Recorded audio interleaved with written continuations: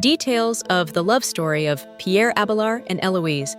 The love story of Pierre Abélard and Héloïse d'Argenteuil, Héloïse, is one of the most famous, tragic, and touching love stories of the Middle Ages in Europe. This is not only a story of romantic love, but also a tragedy of social prejudice, power, and the struggle between personal passion and religious ideals. I will tell the details in chronological order so you can see more clearly. 1. Background and characters. Pierre Abélard, 1079 to 1142, a famous French philosopher, theologian, and professor. He was famous for his eloquence and erudition, taught in Paris, and became one of the most influential thinkers in Europe. Héloïse, c. 1100 to 1164, a young woman of noble birth, famous for her intelligence, wide knowledge, especially good at Latin and philosophy, a very rare thing for women at that time. She lived with her uncle Fulbert, a famous priest at Notre Dame Cathedral in Paris. 2. The beginning of the love story.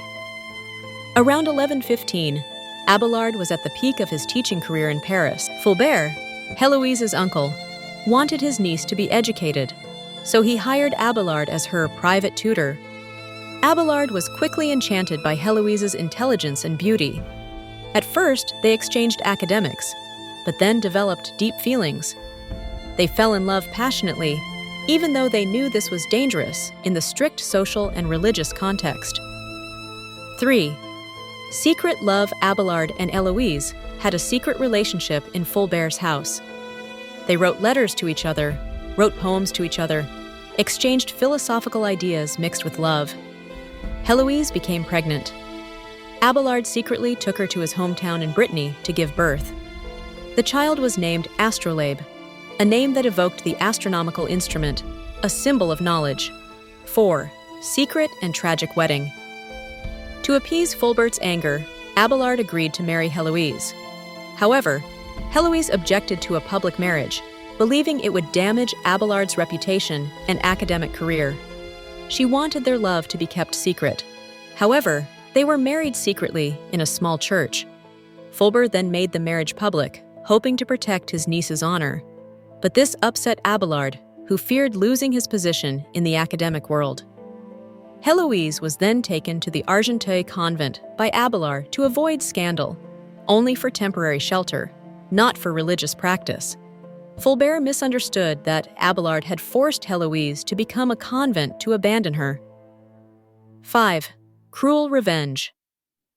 Fulbert was furious. He hired someone to come to Abélard's house at night and castrate him, a brutal act of revenge aimed at destroying Abélard's honor and sex life. After this incident, Abélard sank into humiliation and despair. He decided to become a nun at the Saint-Denis convent. Héloïse also, on Abélard's advice, became a nun at Argenteuil. 6. Monastic life and letters. Despite their separation, their love did not end. The two wrote each other famous letters, expressing their love and discussing philosophy, theology, and the meaning of faith. In the letters, Héloïse expressed her torment.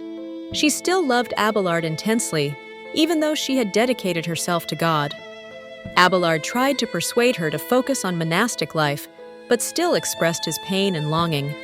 These letters were later collected into the work, Letters of Abélard and Héloïse, a masterpiece of medieval literature, expressing the true voice of love and knowledge. 7. End of life.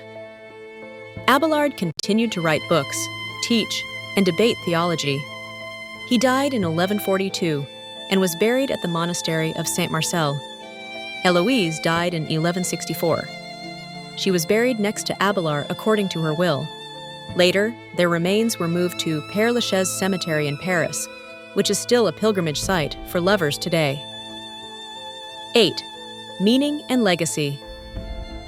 This is not only a romantic love story, but also reflects the conflict between personal aspirations and social and religious norms of the Middle Ages.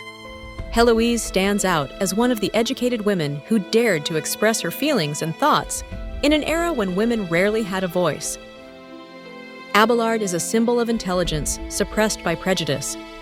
Their love is considered the Romeo and Juliet of France before Shakespeare, but with philosophical depth and a rare spirit of freedom. Below is a real letter from Héloïse to Abélard, which I have translated into Vietnamese so you can feel it more clearly.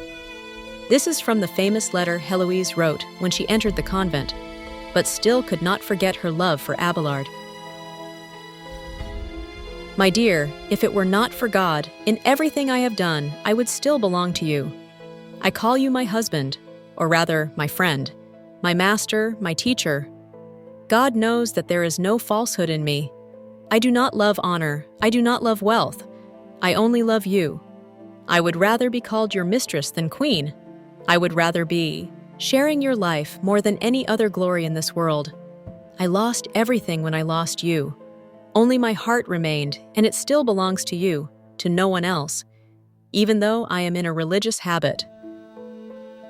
This is only a short passage, but it shows clearly Héloïse's sincere and sacrificial love, placing love above honor and status. The pain of her having to live a religious life, but her heart still did not forget Abélard. This letter shows Abélard's torment and regret, and how he tried to guide Héloïse to the spiritual path, even though he still loved her. Héloïse, I have brought you to disaster. I have taken you away from the world to put you in solitude. I have made you an ascetic at such a young age.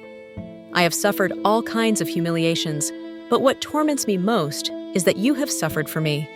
I dare not call you lover, because that love has been punished by God. But in the depths of my heart, I have not forgotten you for a moment. I only hope that we will both be saved and meet again in eternity, where there is no more pain, no more tears. This passage is famous because Abélard both admits love and mentions God's punishment, reflecting his state of mind after the incident. He is always tormented by having dragged Héloïse into tragedy. Their two letters, when put together, show a deep love that was stifled by society and religion, making the story immortal.